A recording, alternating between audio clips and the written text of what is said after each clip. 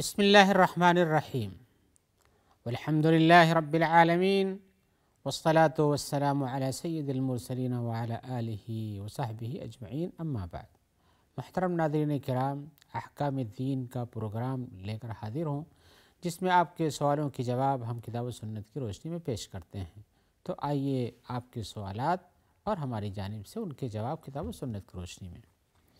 آج کا پہلا سوال ہے، وہ پوچھتے ہیں کہ کیا مونچھ تراشنے اور اسی طرح سے ناخنوں کو تراشنے، بغل کے بال اکھاڑنے یا کہ شرمگاہ کے پاس کے بال صاف کرنے کے بارے میں کوئی چیز وارد ہے شریعت میں؟ تو ہم جواباً کہیں گے کہ ہاں، چیز وارد ہے۔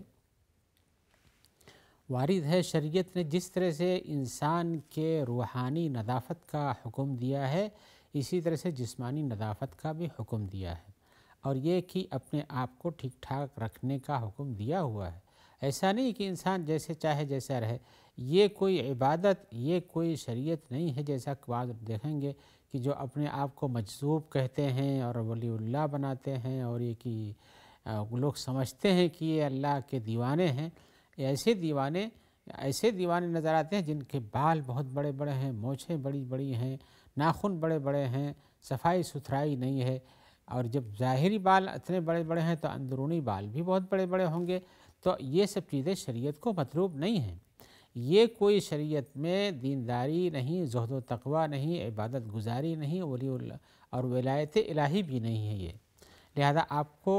شریعت کے اصولوں پر لوگوں کو پرکھنا چاہیے، اور لوگوں کو اپنے آپ کو عابد و زاہد شریعت کے اصولوں پر رکھنا چاہیے، نہ کہ اس سے ہٹ کر کے اپنا کوئی اصول بنا لیں اور کہیں کہ ہم اللہ تک پہنچنے والے ہیں۔ اللہ تک پہنچنے کے لیے اللہ کے فرمان کے مطابق عمل کرنا ضروری ہے، اور رسول اللہ صلی اللہ علیہ وسلم کے بیان کردہ فرمان کے مطابق عمل کرنا ضروری ہے، نہ کہ ان کو چھوڑ کر کے آدمی ولی اللہ ہو سکتا ہے، بلکہ یہ ہو سکتا ہے کہ گمراہ ہو اور شیطان کے پھندے میں آ گیا ہو۔ تو ہم آپ کو بتانا چاہیں گے کہ آپ نے جن چیزوں کا سوال کیا ہے، مونچھ تراشنا، ناخن تراشنا، بغل کے بال اکھاڑنا اور شرمگاہ کے بال صاف کرنا، یہ سب چیزوں کے بارے میں عام حالت میں یہ ہے کہ ہر جمعہ کے اندر، یعنی ہر ہفتے کے اندر اس کو کر لینا چاہیے۔ جیسا کہ بغوی نے ایک روایت کی ہے اپنی مسند میں عبداللہ ابن عمر سے، وہ کہتے ہیں کہ نبی صلی اللہ علیہ وسلم کان ان النبی صلی اللہ علیہ وسلم کان یاخذ اظفارہ و شاربہ کل جمعۃ، رسول اللہ صلی اللہ علیہ وسلم اپنے ناخنوں کو اور اپنی مونچھ کو ہر جمعہ میں کاٹتے تھے، گویا کہ ہر ایک ہفتے کا وقت متعین کیا ہوا تھا آپ نے۔ اور ایسے ہی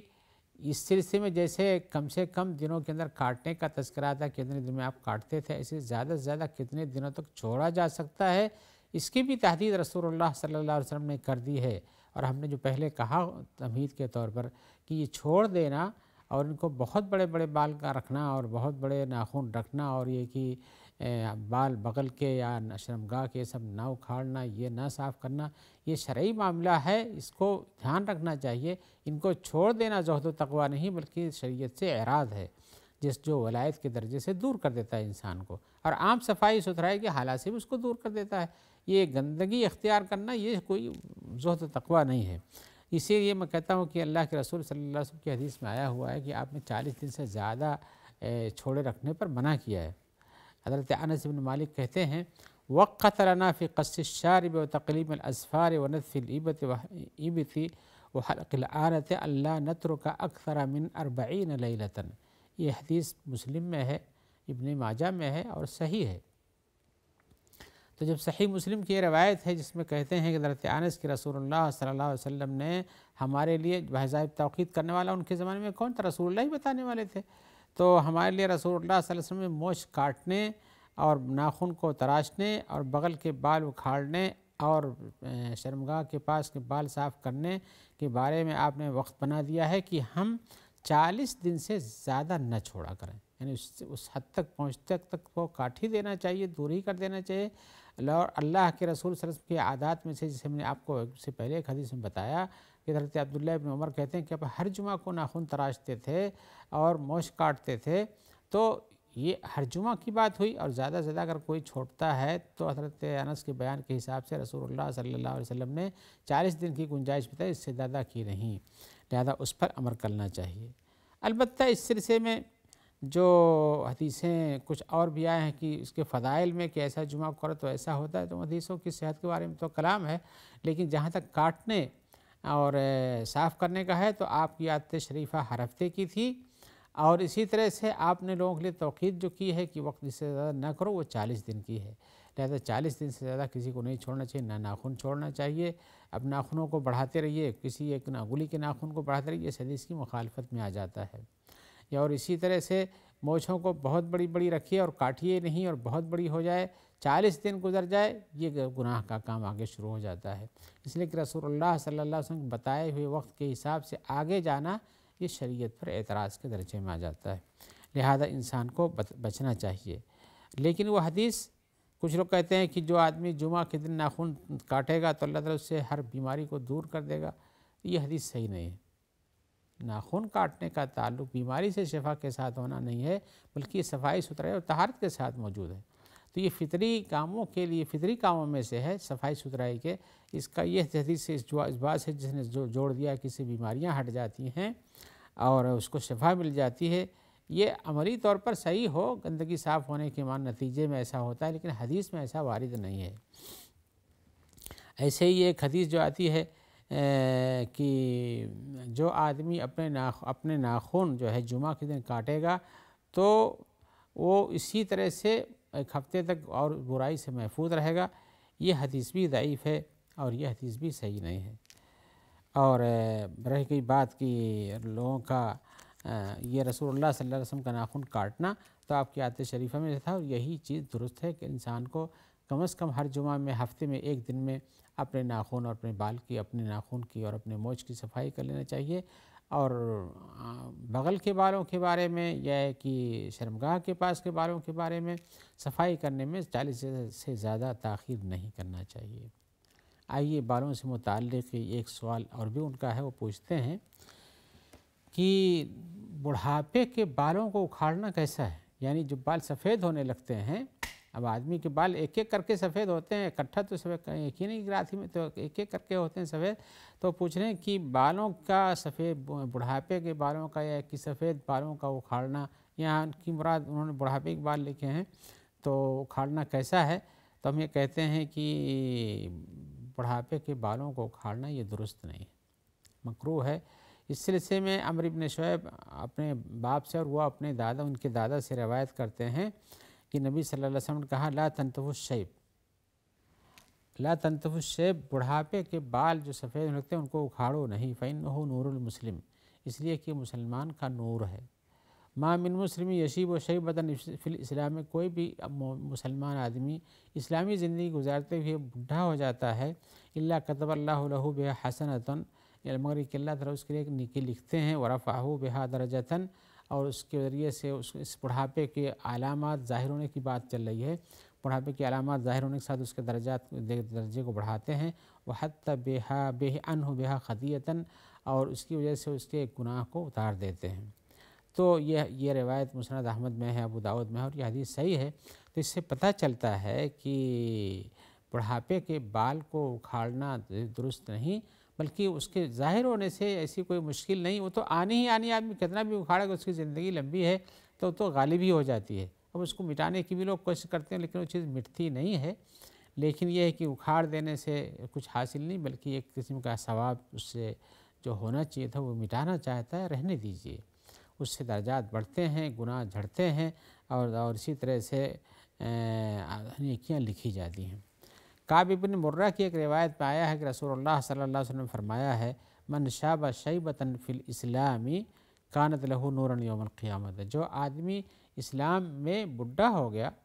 یعنی اس کے اوپر بڑھاپے کے علامات ظاہر ہو گئے، تو اس کے لیے یہ چیز قیامت کے دن نور ہوگا۔ یہ ترمذی کی روایت ہے اور نسائی کی روایت ہے، اور یہ بھی روایت صحیح ہے۔ اور یہ ایک حدیث اور بھی آئی ہے الشیب نور فی وجہ المسلم فمن شاء فلینتفع نورہ، کہ بڑھاپے کی علامت ظاہر ہونا بالوں کی سفیدی کے ذریعے سے مسلمان کے چہرے میں ایک نور ہے، تو جو چاہے اپنے نور کو مٹا دے۔ تو ایسی صورت میں یہ حدیث بھی حسن ہے اسی سند کے ساتھ۔ تو ایسی صورت میں اس سے پتہ چلتا ہے کہ بڑھاپے کے بال جو آپ کے داڑھی میں یا آپ کے کہیں بھی چہرے میں ظاہر ہوتے ہیں تو آپ کو انہیں اکھاڑنا اور مٹانا نہیں چاہیے، بلکہ اس سے مزید کچھ کرتے ہیں تو اور بھی غلط ہو جاتا ہے۔ تو بہرحال یہ اسلام میں اس کے ذریعے سے اللہ کے ذریعے ثواب دیتے ہیں کہ ایک آدمی اسلامی زندگی گزارتے اس درجے کو پہنچا ہے تاکہ بڑھاپا آ گیا تو اس بڑھاپے کی قدر ہوتی ہے اللہ کے نزدیک۔ اس کے بڑھاپے کا ظاہر ہونا یا اس کے درجات اس کی برائی نہیں ہے، بلکہ اس کے درجات کی بلندی کا سبب بن جاتا ہے اور اس کے لیے قیامت کے دن نور بن سکتا ہے۔ لہذا بڑھاپے کے بالوں کو جو ظاہر ہوتے ہیں ایک ایک کر کے نکلتے رہتے ہیں، ان کو اکھاڑ کے ظاہر کرنا یہ درست کام نہیں ہے۔ آئیے آگے کا سوال پیش کرتے ہیں۔ آگے کے سوال میں یہ ہے، وہ کہتے ہیں کہ تطوع نماز جو ہے یعنی نوافل نماز تطوع یا نوافل نماز میں کون سی نماز افضل ہوتی ہے اور کون سی زیادہ مؤکد ہے؟ اور دوسرا سوال یہ ہے کہ کم سے کم وتر کتنی پڑھی جا سکتی ہے اور زیادہ سے زیادہ کتنی پڑھی جا سکتی ہے؟ ایک تو نوافل نمازوں کے بارے میں کہ سب سے کون افضل نماز اس میں ہے، دوسرے وتر کے بارے میں پوچھتے ہیں کہ وتر کی نماز کی کتنی رکعت ہے؟ جواب میں کہتے ہیں کہ سب سے افضل تطوع نمازوں میں، نوافل نمازوں میں جو فرض نمازوں کے علاوہ ہوتی ہیں ان نمازوں میں سب سے افضل نماز وہ ہوتی ہے جس کے لیے جماعت بنا کے پڑھی جاتی ہے، اس لیے کہ کچھ نفلی نمازیں فرض کے بعد کچھ نمازیں ایسی بھی جن کو باجماعت ادا کیا جاتا ہے۔ مثال کے طور پر ہے آپ عید پڑھتے ہیں، آپ بقرعید کی نماز پڑھتے ہیں، آپ چاند گرہن کی نماز پڑھتے ہیں، سورج گرہن کی نماز پڑھتے ہیں، تراویح کی نماز پڑھتے ہیں، اور تو یہ سب نمازیں جو ہیں یہ جماعت سے پڑھی جاتی ہیں۔ تو بتانا چاہتے ہیں کہ جو نماز یعنی جماعت سے پڑھی جاتی ہے یہ فرض نماز کے برابر سمجھ میں آتی ہے، اس کی بھی جماعت، اس کی بھی جماعت، اس کی بھی جماعت، ایسی بھی اس کی بھی رکعتیں، اس کے بعد ساری چیزیں برابر ہوتی ہیں اور باقاعدہ لوگ کھڑے ہوتے ہیں، ان کا ایک امام ہوتا ہے پورے قواعد کے ساتھ۔ تو جو ان میں سب سے زیادہ مؤکد افضل نماز کسوف کی نماز ہے، جس کو رسول اللہ صلی اللہ علیہ وسلم نے پڑھا ہے، پھر استسقاء کی نماز ہے جس کو بھی رسول اللہ صلی اللہ علیہ وسلم نے پڑھایا ہے، جس کو آپ کبھی پڑھتے تھے اور کبھی چھوڑ بھی دیتے تھے۔ استسقاء کبھی آپ نے جمعہ کی حالت میں خطبہ دیتے ہوئے بھی آپ نے استسقاء کی دعا کی اور کبھی جماعت بنا کر باہر لوگوں کو اکٹھا کر کے اور باقاعدہ اس کی نماز پڑھا کے خطبہ دے کے ختم کیا ہے۔ تو سب سے اس میں جو جماعت کسوف اور خسوف کی نماز ہے یعنی سورج گرہن چاند گرہن کی ہے، اس کے لیے آپ نے جماعت اکٹھا کی جب ہوا آپ کے زمانے میں، جب آپ نے کیا ہے۔ اور اسی طرح سے استسقاء کی نماز کبھی آپ نے باہر نکل کے پڑھائی اور کبھی ممبر سے بھی اس کے لیے دعا کر دی ہے۔ اور تراویح کی نماز بھی آپ نے پڑھائی ہے، 3 راتیں آپ نے پڑھائی، پھر اس کے بعد صحابہ کرام نے اپنے زمانے میں ان میں بھی جماعت بنانی شروع کی اور جماعت سے نماز پڑھنی شروع کی ہے۔ تو یہ ہوئی نماز۔ لیکن وتر کی نماز کے بارے میں جو آپ کا سوال ہے وہ یہ ہے کہ وتر کی نماز پڑھنے کا حکم آیا ہوا ہے، بلکہ حدیث میں آیا من لم یوتر فلیس منا، جو آدمی وتر کی نماز نہ پڑھے وہ ہم میں سے نہیں ہے۔ رسول اللہ صلی اللہ علیہ وسلم کے بارے میں آیا حضرت عائشہ کا بیان ہے، کان نبی صلی اللہ علیہ وسلم یصلی اللیل 11 رکعۃ یوتر منها بواحدۃ، نبی صلی اللہ علیہ وسلم رات کی نماز 11 رکعت پڑھتے تھے، ایک رکعت وتر پڑھتے تھے اس میں، یعنی 10 رکعت ہو جاتی اور ایک بعد ایک وتر پڑھ لیتے تھے، گویا کہ 8 رکعت آپ وہ تہجد کی پڑھتے، 2 رکعتیں شفع کی پڑھتے اور 1 رکعت وتر کی پڑھتے تھے الگ سے۔ تو یہ ایک رکعت وتر کی نماز ہوتی ہے۔ اور ایسے ہی ملا کے بھی وتر پڑھنا درست ہے۔ حضرت عائشہ کا بیان ہے کان نبی صلی اللہ علیہ وسلم یوتر بثلاث لا یفصل فیہن، نبی صلی اللہ علیہ وسلم 3 رکعت وتر پڑھتے تھے، بیچ میں کوئی فصل نہیں کرتے تھے، یعنی جیسے شفع کی جو 2 رکعتیں پڑھی جاتی ہیں سلام پھیر دیا جاتا ہے، اس کے بعد اٹھ کر کے 1 رکعت پڑھی جاتی ہے، جیسے کہ آپ تراویح کی نمازوں میں دیکھتے ہیں عموماً۔ تو اس طرح بھی درست ہے اور اس طرح بھی درست ہے کہ 3 رکعت اکٹھا پڑھ دی جائے، بیچ میں سلام نہ پھیرا جائے، یہ مسند احمد کی اور سنن نسائی کی روایت ہے، لہذا اس طرح سے بھی درست ہے۔ تنہا 1 رکعت پڑھنا اور 3 رکعت پڑھنا، بلکہ اکٹھا 5 رکعت پڑھنے کا بھی تذکرہ ملتا ہے۔ آئیے ہم ایک اور سوال کی طرف چلتے ہیں۔ سوال میں ہمارے بھائی پوچھ رہے ہیں کہ ہم نے کتابوں میں پڑھا ہے کہ اہل توحید جہنم میں ہمیشہ نہیں رہیں گے، یعنی مخلد فی النار جس کو کہا جاتا ہے، وہ کہہ رہے ہیں کہ ہمیشہ نہیں رہیں گے،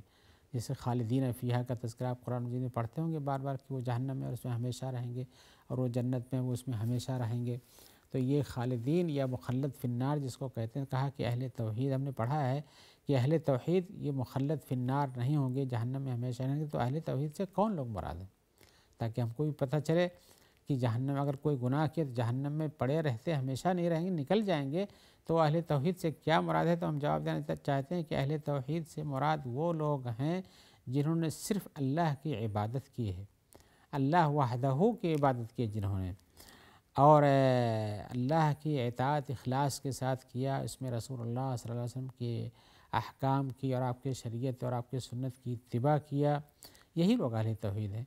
جو رسول کے طریقہ کار پر رہتے ہوئے اللہ کے نبی اللہ کی عبادت کرتے ہیں اور اللہ کے علاوہ کسی کی عبادت نہیں کرتے، وہ اہل توحید ہیں۔ اور یہ اہل توحید جس کو میں کہتا ہوں، یہ ایسا نہیں کہ فلاں جماعت میں پائے جاتے ہیں اور فلاں جماعت میں پائے جاتے ہیں، یا کہ فلاں ملک میں اور فلاں ملک میں نہیں، فلاں قبیلے کے لوگ موحد ہیں اور فلاں نہیں موحد ہیں، یا کوئی اپنا موحدین نام رکھ لیتا ہے تو موحدین میں سے ہے، ایسی کوئی بات نہیں، بلکہ یہ ہے کہ وہ آدمی جو اللہ وحدہ کی عبادت کرتا ہے اور ان کے احکام کو مانتا ہے، رسول اللہ صلی اللہ علیہ وسلم کے بتائے ہوئے طریقہ کار پر رہتے ہوئے، وہ موحد ہوتا ہے۔ لہذا ایسے لوگ جہنم میں ان کے گناہ کے باوجود بھی جہنم سے نکال لیے جائیں گے اور وہ لوگ جنت میں پہنچائے جائیں گے۔ تو اسی صورت میں انسان کو توحید پر باقی رہنا چاہیے۔ بقیہ جو لوگ یہ سمجھتے ہوں کہ عمل نہیں کریں گے،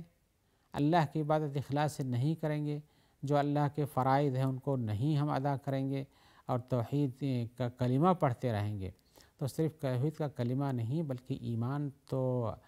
یقین کا نام ہے اور عمل کا نام ہے۔ اگر عمل نہیں ہے تو وہ یقین بے سود ہو جاتا ہے، لہذا یقین اس کے لیے صرف اشہد ان لا الہ الا اللہ اشہد ان محمد رسول اللہ کی جو شہادت دیتا ہے، اگر اس کے بعد وہ عمل کا موقع نہ پا سکا تب تو اس کے لیے اتنا وہ کافی ہے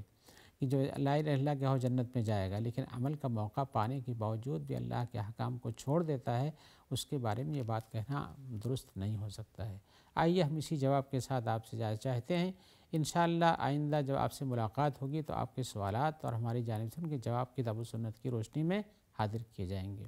جب تک کے لیے ہم دعا کو ہیں اللہ تعالیٰ آپ کو خیر سے رکھے، اور جو لوگ آپ تک اس پروگرام کو پہنچانے میں مددگار ہیں ان سب کو بھی اپنی عافیت میں رکھے اور جزائے خیر عطا فرمائے۔ السلام علیکم ورحمۃ اللہ وبرکاتہ۔